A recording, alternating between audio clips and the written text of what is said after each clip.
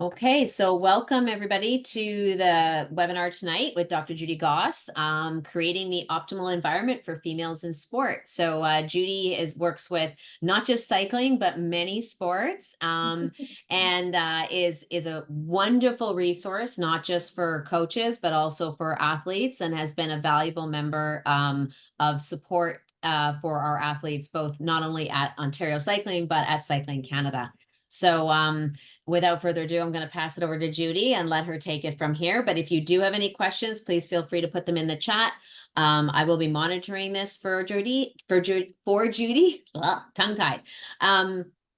So please feel free to put your questions in the chat. I will answer them or get them answered for you. And then if you want to raise your hand, you can also do that as well. So thanks so much. And over to you, Judy. Thanks a lot, Pam. Yes, and please do ask questions because I certainly enjoy the questions and I get tired of hearing myself talk and only look at myself too. So as the title of this says, it's about creating that optimal environment. And I want you to think as a rider, an athlete, a coach, whatever you may be, or even a parent, is thinking about how you can also create that optimal environment for yourself. Okay. I talk a lot to coaches about what they're doing to create the environment for the athletes to create that situation that's good for them.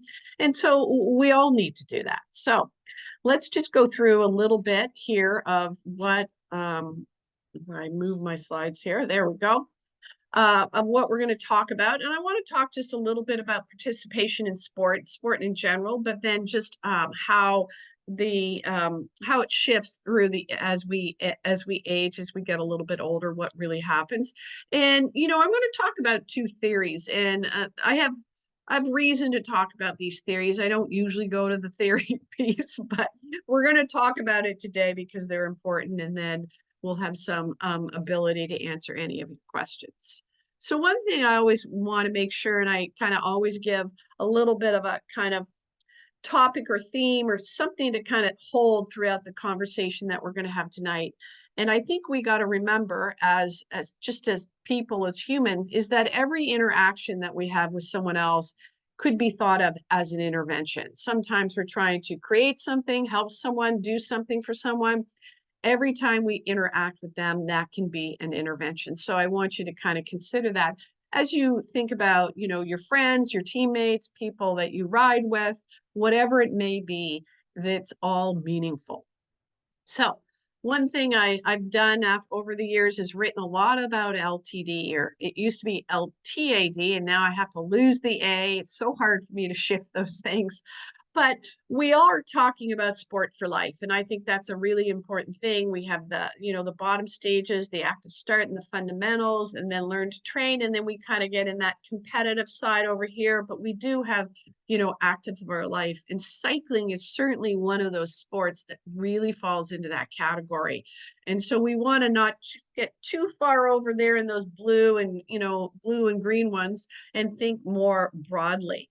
And I'm a big, proponent or, person who really thinks that, many sports is a good thing. Cross training, whatever it is always going to help you. And I think we specialize way too early. And I tell all parents that, and they probably look at me with disdain because that means just that many more drives around to the various activities that you have to do, but it's really good for the kids. So the other thing that I like to kind of talk about, and this is by no means any scientific data, it's just general things that I put up there. But I think we always think about people who are really, as we might say, talented or good at a sport, and then people who may not be. And I always want people to realize that there are those early developers, as we'd say, those people who progress and get onto the sport quite quickly. And then we also have those late bloomers, those ones that aren't so good at a sport, and then maybe they kind of grow in it and find their feet. And I think that, what this kind of, shows in this little graph is that we all eventually come to the same kind of point. And I think this is a really important piece to remember, is that those late bloomers can really come on at the end, as we might say, or really find their stride. And then the early developers, everybody slowly slows down. I'm sorry to say, but that's just the way it is. So we really don't want to lose those. And I can show my pointers down here. This is something we don't want to lose these people, because these people are good. They're fun. We really want to support them. These people tend to get a lot of the attention. We want to remember that, eventually, not exactly at 18 years old does it even out, but it does even out after a little while.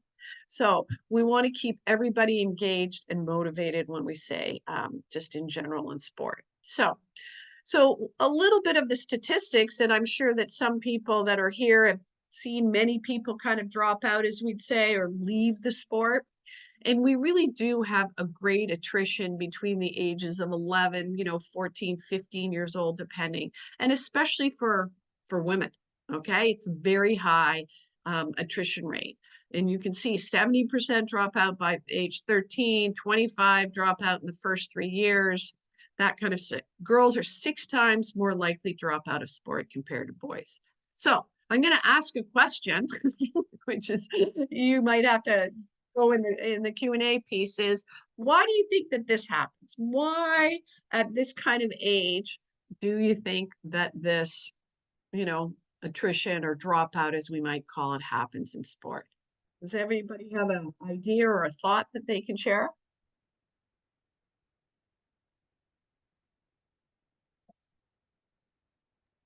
Don't be scared. Answer my own question.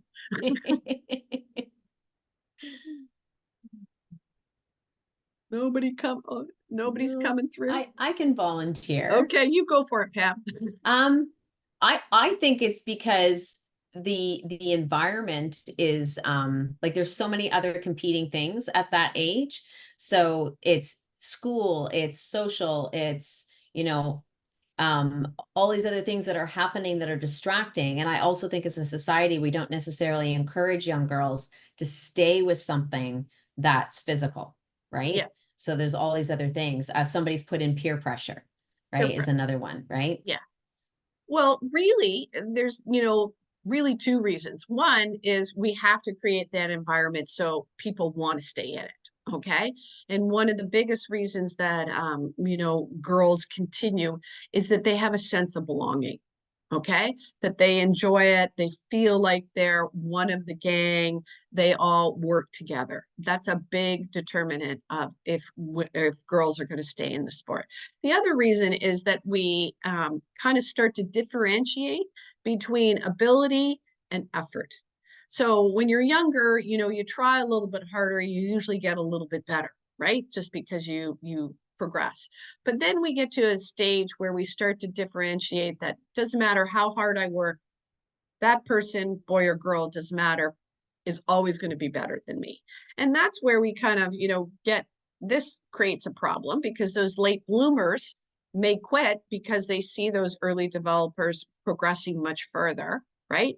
And also aren't encouraged, as we might say.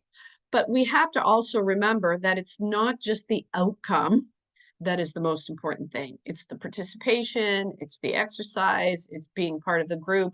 Those are really important things to remind people of. And we do get caught up in all the other things. What can I be the best at? Whereas that's not necessarily the most important thing, right? And, to participate, we have to have a little bit of motivation. And, everybody has diverse reasons: fun, affiliation, staying in shape, improving skills, whatever. But the most important thing is really about fun, which is great, because it should be fun. I often get, parents, my, 12-year-old isn't enjoying themselves, and, it's high pressure. And I'm like, it's supposed to be fun, right? So we see that gender differences, females do focus more on fun and friendship. And, I always like the last thing is most kids would rather, be on a losing team than sit on the bench of a winning team. And obviously it's a little bit different. That's a team thing, but it's still true. So we also want to remember that when we think about why we want to participate, we have to create that environment so that it is fun. Cycling for sure is hard work. There's nothing more boring, I know, than, getting on your trainer and going in the basement for an hour. There's nothing I would like to do less than that. So we want to remember that we create those environments for people. So I am gonna, dive into two theories, as I said tonight. And, when I talk and do talks, I always kind of go back and forth with myself of how to frame, the points or the message that I want to get across. And do I really need to talk, theory? And so I decided for two reasons that I would tonight. One is to show that these concepts about creating the environment and why people participate and what motivates the men or women, it doesn't really matter, is well researched. Okay. And it is evidence based. So that's one reason. And that also things are connected. Okay. So, yes, your performance and well being, happiness, satisfaction, all those things are interrelated. So, it's necessary to focus on, work on, develop both areas. Okay. And I think, the other piece is if we do neglect or not prioritize one of these areas, we're not going to get, as we'd say, optimal performance, which is essentially one of the things we want to do. So this is self-determination theory. It says 2017. It's a much older model. It's just a lovely slide here that, they've rewritten it a number of times. And basically, what it kind of talks about is when these three things, competence, autonomy, and relatedness, are met, okay, these needs, psychological needs, are met, we're going to be motivated and engaged. And that's probably the one thing we really want to work on tonight.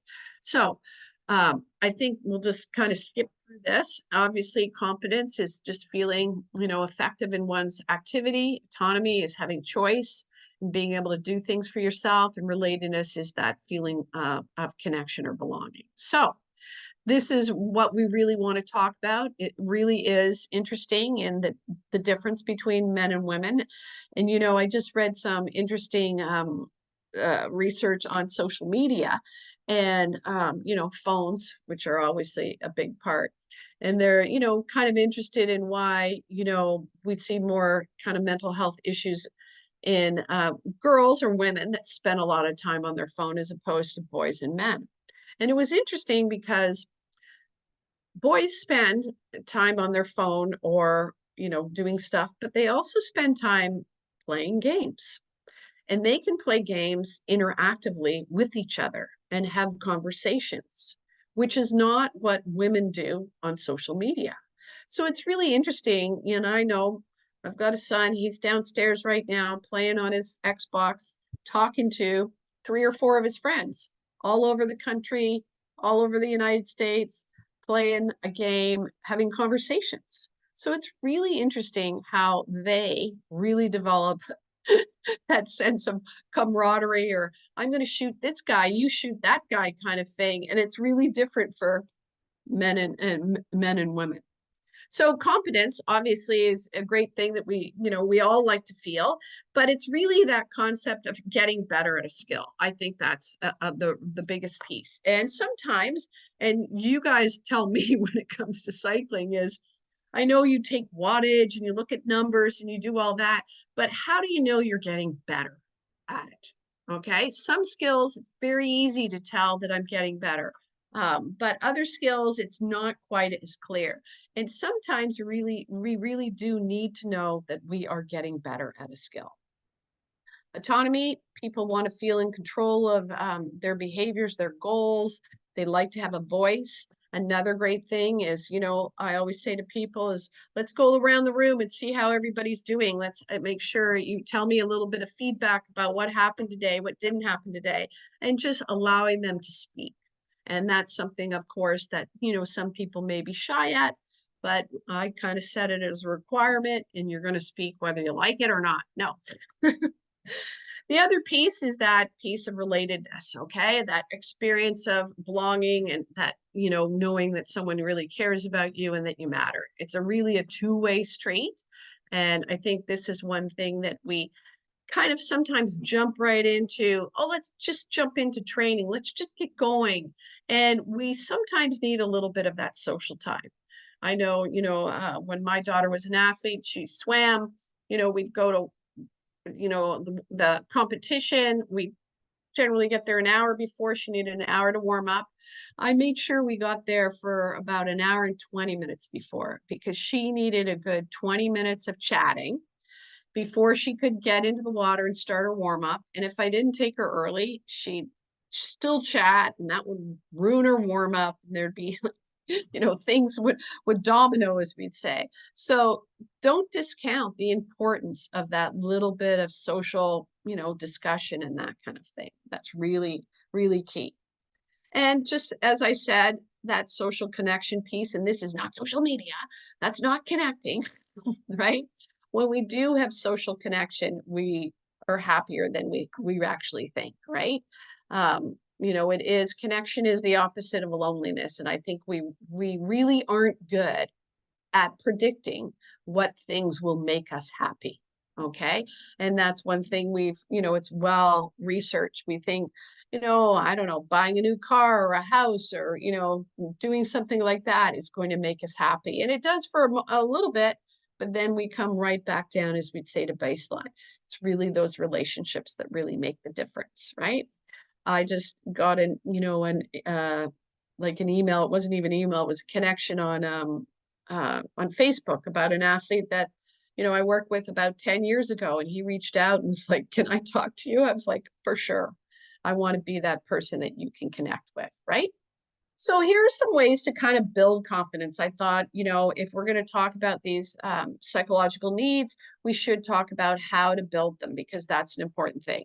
So we always need to provide a little bit of structure and guidance of what is progression, what is competence. I think that's one thing that sometimes just assume that people know and understand and think the same way we do. And we can't assume those kinds of things. We also want to create the optimal challenge. And this is something we'll talk a little bit about later on, that, when you're challenged and you can kind of meet that challenge, that is really builds your confidence. We also want to make sure that we are tolerant and we encourage mistakes or failure. I think that a lot of the times people get a little scared that they can't fail. And failure really teaches us stuff. It teaches us where the kind of the edges of our ability is, as I'd say. And we really want to make sure that people are okay with that. Obviously, some positive feedback always helps us build our confidence, because we actually know what we're doing right, which is another thing. Things that undermine competence is really that really, relentless kind of endless challenge that is a little bit too high, as we might say. Obviously, some negative feedback, which, when it's appropriate, when it's done with tact and whatnot, is okay, but we don't want constant harsh criticism. And the other thing that also undermines competence is that comparison to others, just because we really have no control over what the other person's doing. They may be growing faster, they may be, training more often. There's a whole bunch of reasons why that person might be where they're at right now. And where there's probably reasons why you're at where you're at right now, kind of thing. So we want to remove that. To build autonomy, and I'm not going to read through every bullet point because they're pretty boring, but it's a little bit of offering choices, engaging in warm-ups. What are we going to do? I always talk about kind of co-creating a plan. Coaches are really good at saying, "This is what we're going to do." How can they incorporate some of your suggestions, ideas, thoughts into what you're going to do? We want to be kind of open and able to listen to opinions and other things.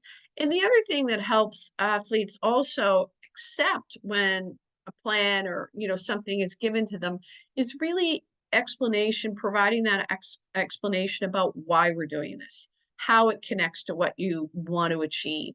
And that usually helps people feel, okay, so it is something that I do want to achieve, right?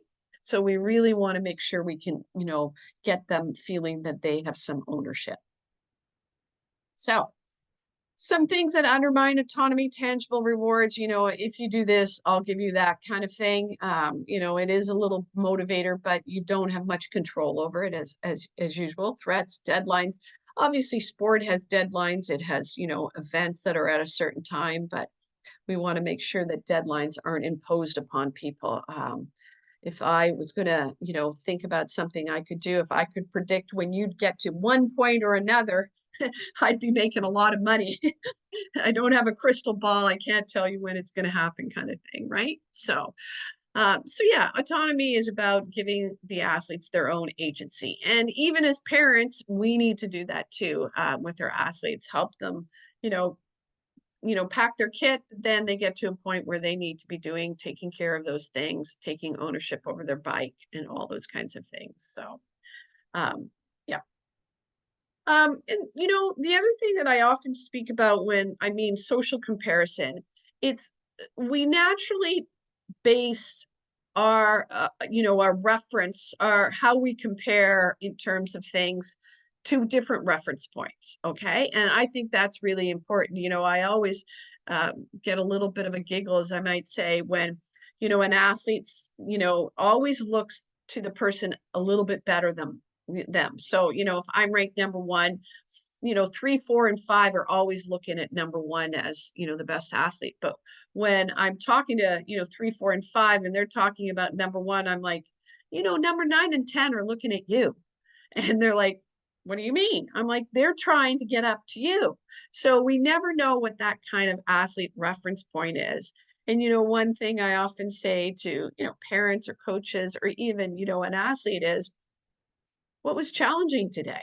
Right? We make assumptions about what we think is challenging. As a coach, I'd write out a workout. I'd say, well, okay, this is where they're going to have to work hard.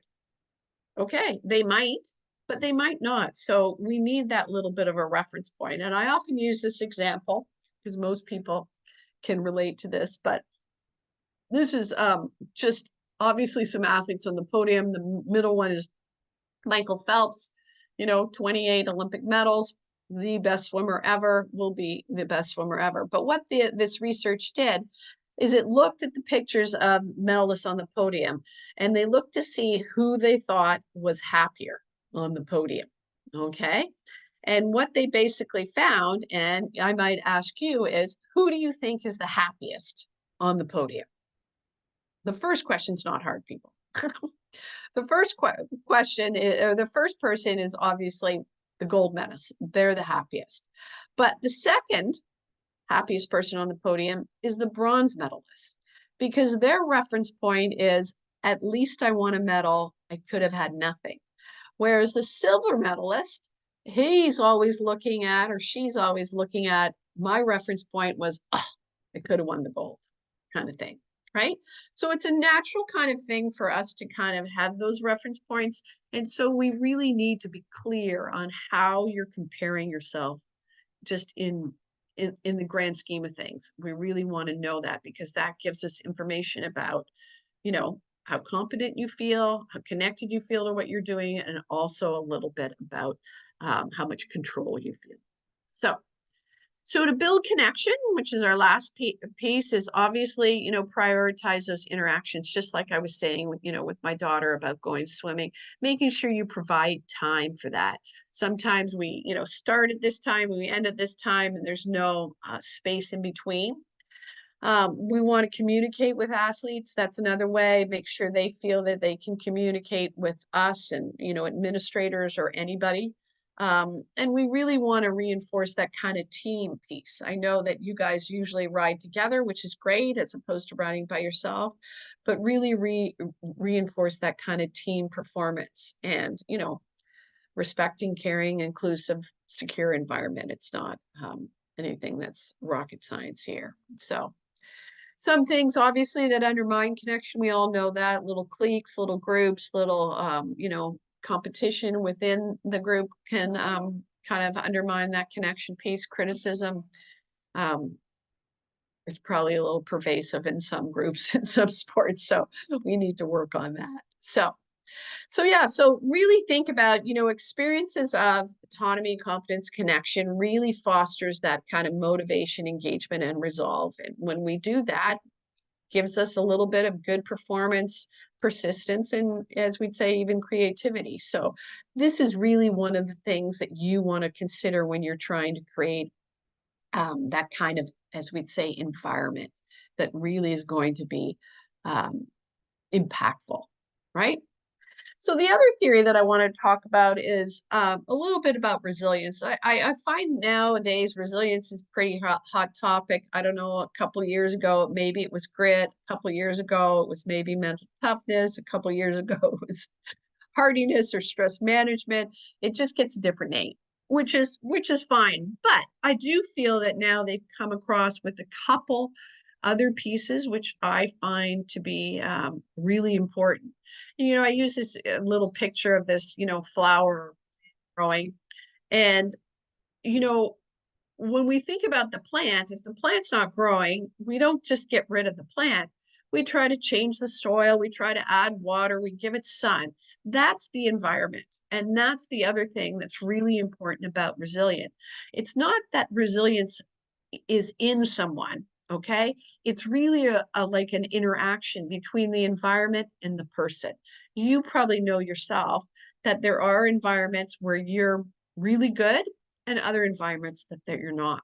So we want to make sure that we recognize that it is a little bit of an interaction.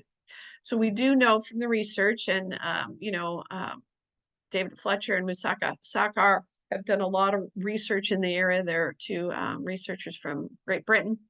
And we do know that, greater resilience equips you to deal with thoughts and feelings and be more adaptive in the ever-changing circumstances of sport. And that's really what we want to do.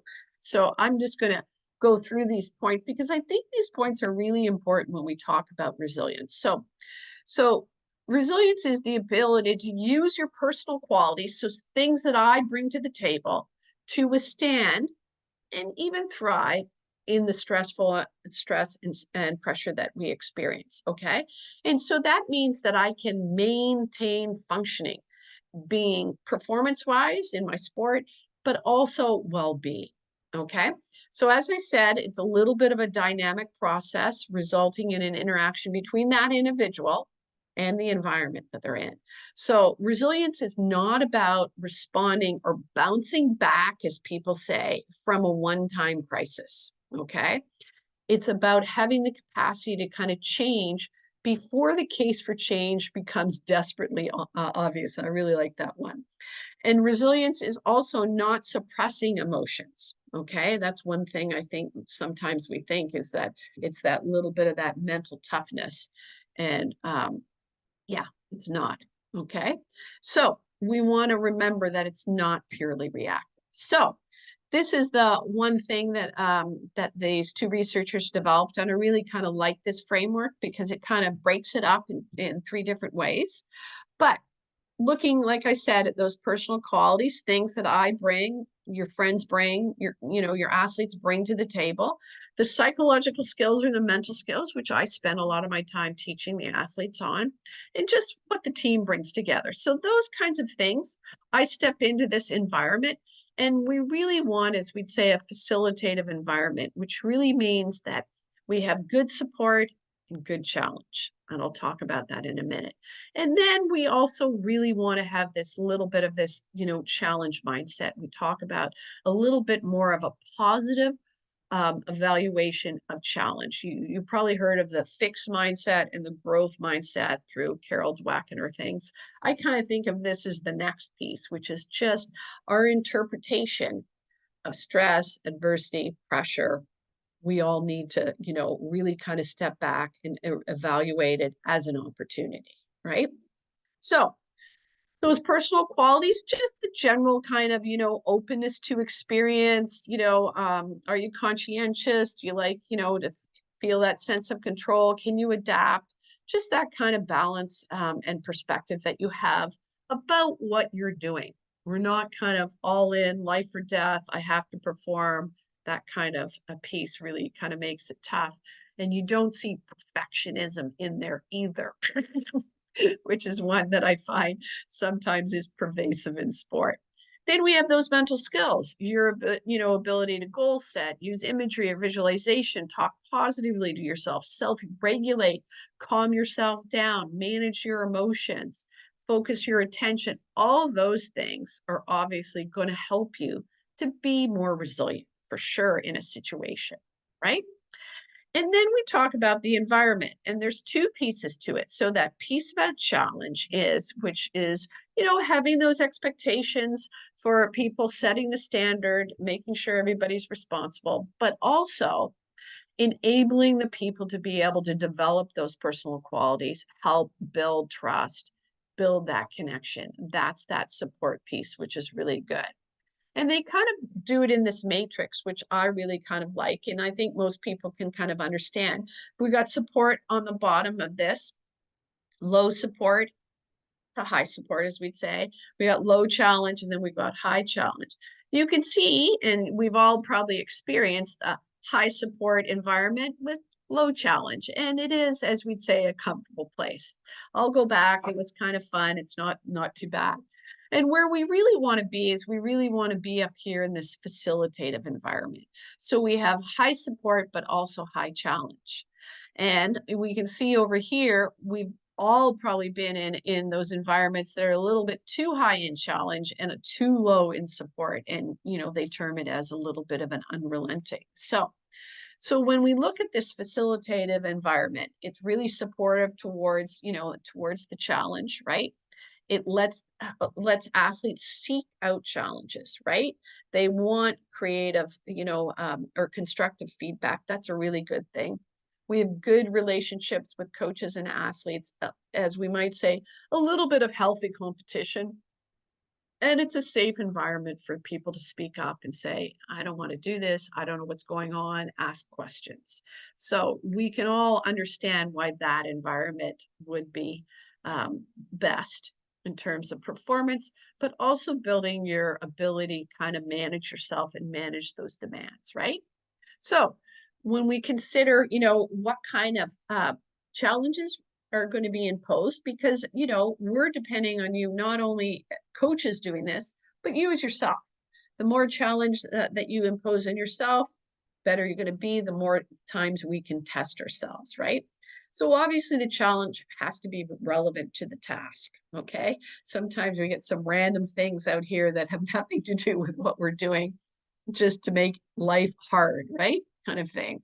We also want to make it developmentally appropriate. So obviously a 12-year-old, a 16-year-old, and a 24-year-old, they're going to have different challenges, right? We want everybody to kind of buy in. And one of the things you can see, I put a little star there, is we really need to discuss what the challenge is before and then afterwards. How did you manage it? What were you thinking? How did you do it? Because that's the kind of stuff that's going to allow us to get better the next time, right?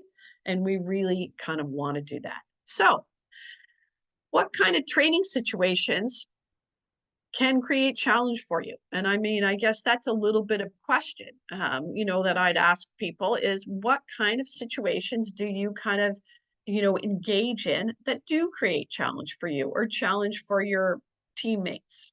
Does anybody have something that they can kind of share? Don't all speak at once. No. It could also be like challenge within like your rides as like when you're going out as a ride together or group Yep, rides, right? So don't just think about like in terms of challenge within like a training or a traditional environment. It's also what could be challenging for you to even showing up and going for for a sure. group ride, right? Going So for a group ride. Exactly. yeah, yeah. Exactly. So we want to know what kind of things, and that's sometimes, people are like, I'm a little scared of that. Yeah, that is a little bit about challenge. And so I like this quote. It's kind of trouble the comfortable and comfort the troubled, right? Mm. That's what we really want to do. But I often think about, and I ask this of coaches, but you could say it yourself. What might you hear from athletes who are accepting of the challenge? Okay. And one of the things, these are some of the things that I just kind of write down. It's like, okay, let's try it. Let's see if I can do it. Being really open. Can you explain why we're doing that? So a little bit of a question, because you want to kind of understand what the purpose of that's two. And then something like, wow, I wasn't sure that I could do that. Those are all statements that really show athletes are accepting of the challenge. And I love to hear them. And I would say the middle one coaches probably don't want to hear, but the last, the top and the bottom coaches would be like, yeah, that's great kind of thing, right? So And as I'd say, your response, whether it's a coach or an athlete, to that challenge is obviously critical. You supporting your teammates, you supporting an athlete as a coach, those kinds of things are really important. So what would I also hear in a facilitative environment, because that's what we're trying to do, this might come from a teammate, might from a coach. So, wow, that was the best attempt I've seen, right? So almost getting there, not quite there, but you're almost there. I know that it's scary trying new things. There's another statement, just kind of acknowledging the feelings, understanding that it is kind of hard.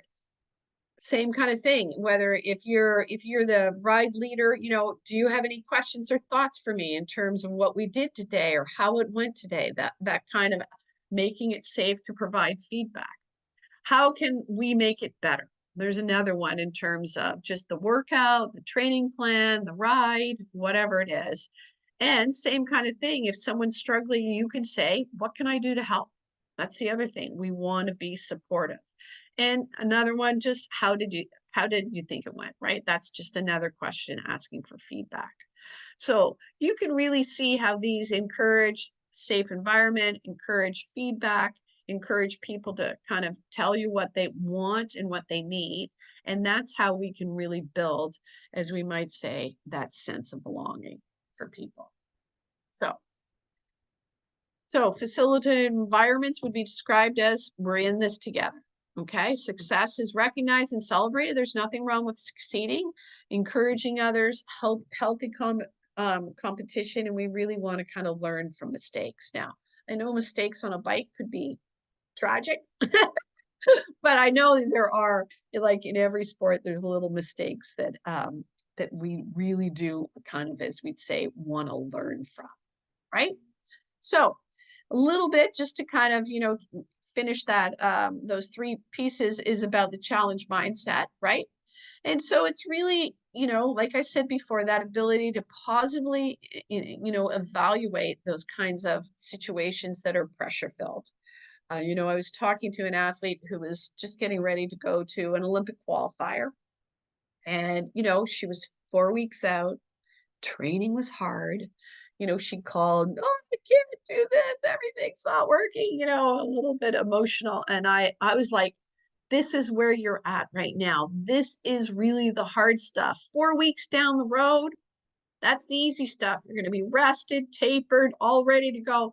This is really the challenge right now. And when we kind of reframed it, looked at it as this is the hard work that's setting you up for that, it's a little bit easier to kind of take and understand why it's normal for things not to be going perfectly, right?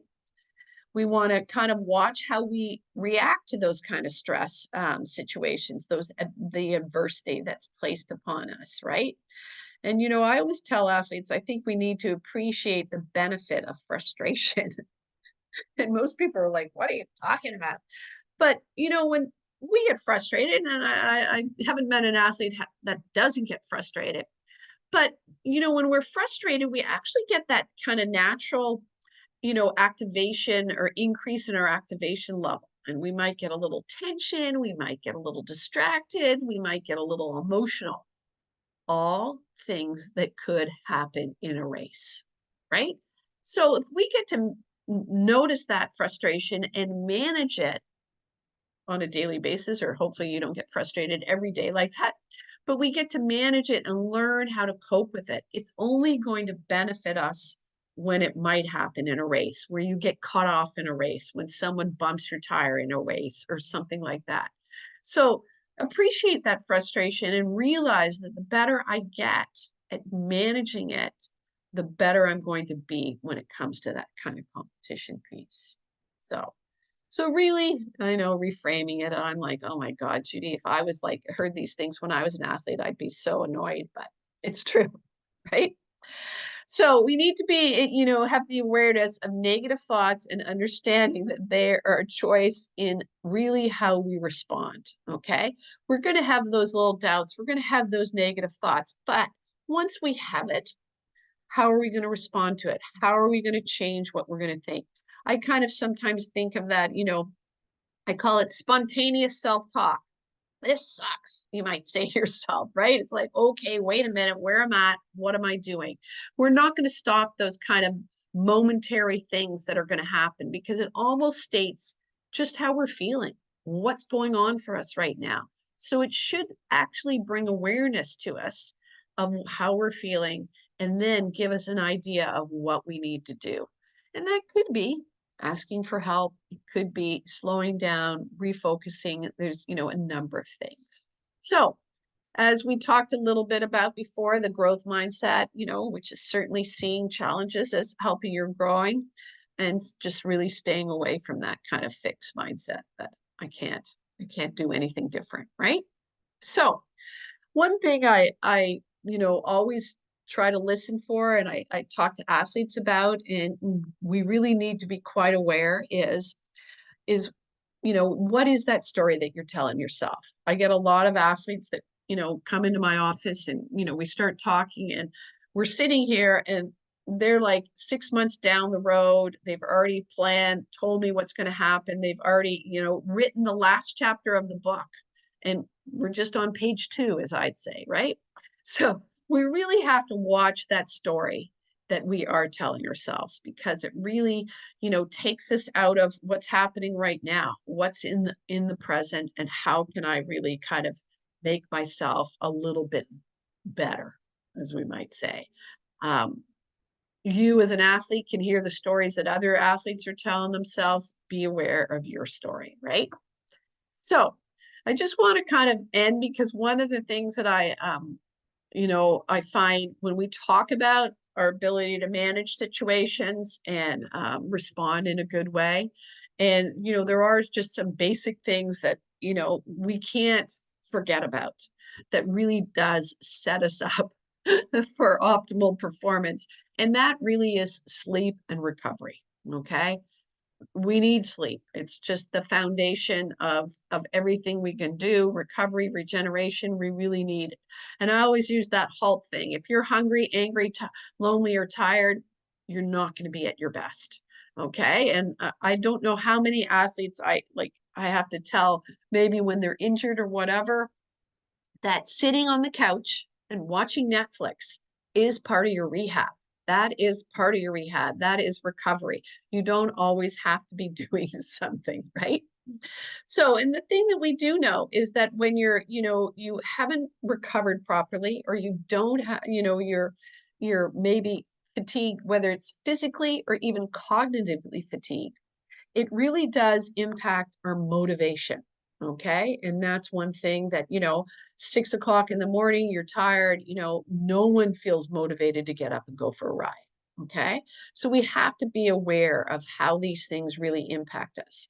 It also impacts our decision making. Not only, should I, weave or, move or whatever, but, what should I do next is something that can be impacted.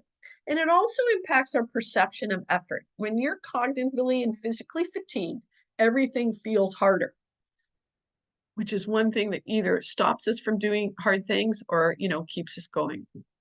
And obviously, we, have a little bit more, as I'd say, raw emotion, which I think everybody knows.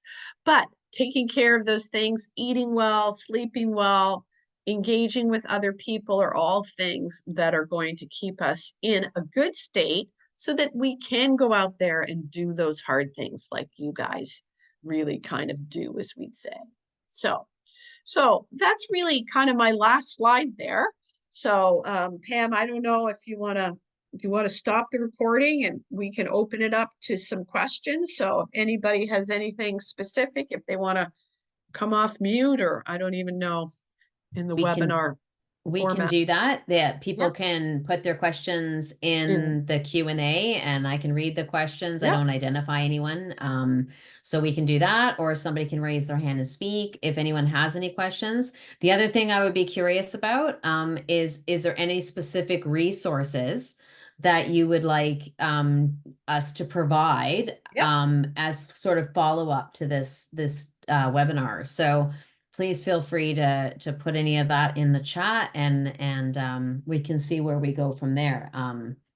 So don't be shy. I guess it's the way. We've had some great questions over the last few nights, so please feel free to put any thoughts or questions in the chat or in the Q&A, I should say.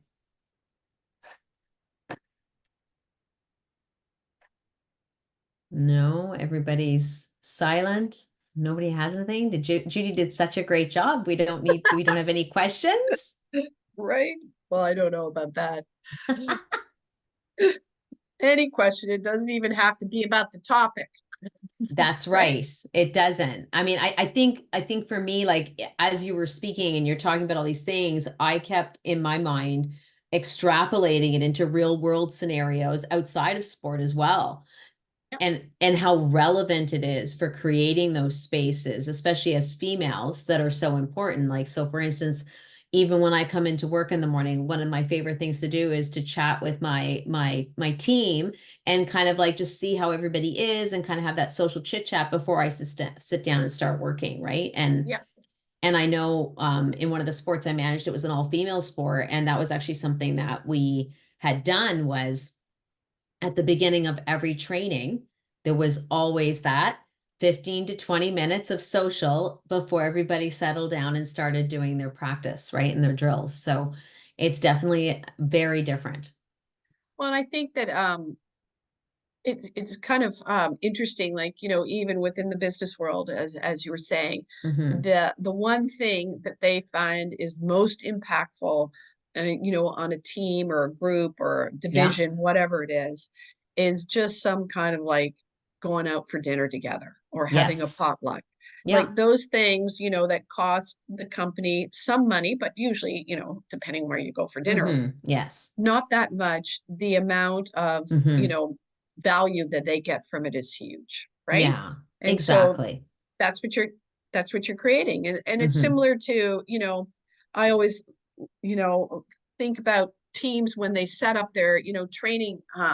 When do the athletes get there? Do they have that time to chit chat even afterwards? Because sometimes, like, for example, if you're in a sport, like, I don't know, if you're in a gym or or a pool where you have to get out Hmm. immediately because Right. somebody else is getting in, sometimes you obviously can have a change room where you can meet and whatnot, but sometimes you disperse really Right. quickly.